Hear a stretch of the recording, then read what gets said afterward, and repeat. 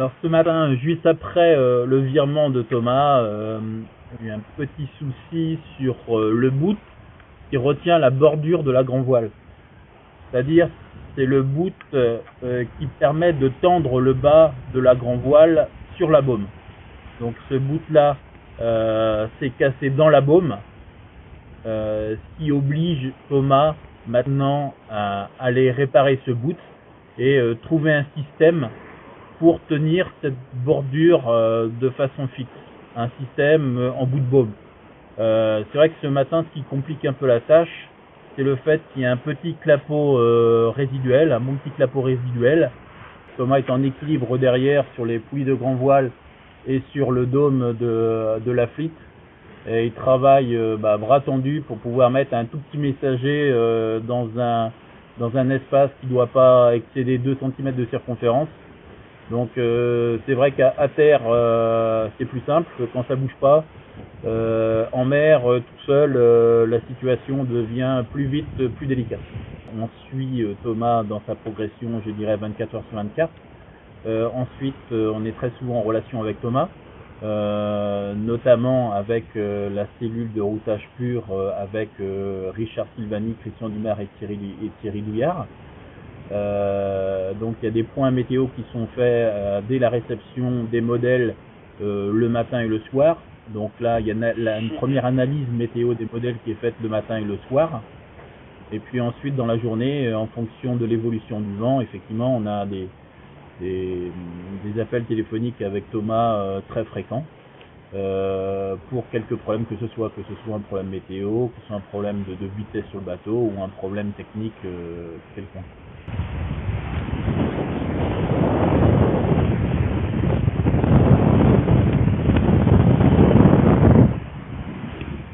Là j'ai pu dormir 2-3 heures.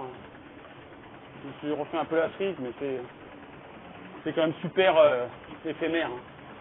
Tu t'aperçois que la fatigue, la vraie fatigue, elle est profonde. Alors c'est vrai que tu arrives à récupérer 2-3 heures. Et puis au quotidien avoir l'impression d'être revenu, mais tu vois bien que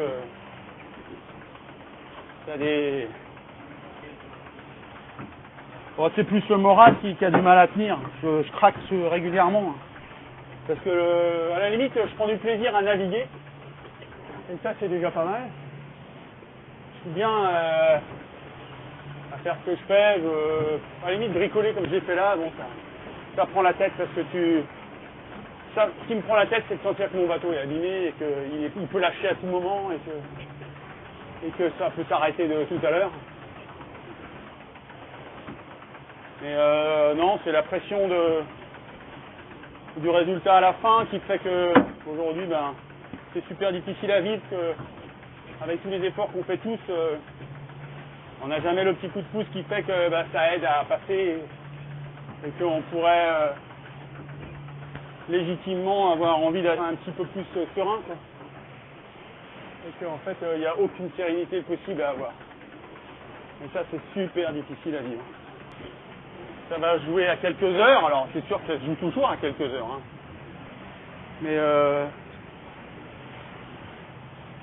la tension et la pression que ça met à bord pour ça, elle est depuis 2 mois, enfin 1 mois et demi, extrêmement difficile à vivre.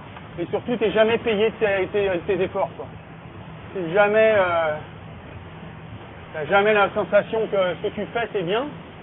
Parce que finalement, ça ne se traduit jamais par quelque chose de positif. En termes de chiffres. Ça se termine toujours par un petit quelque chose, mais c'est peanuts, quoi.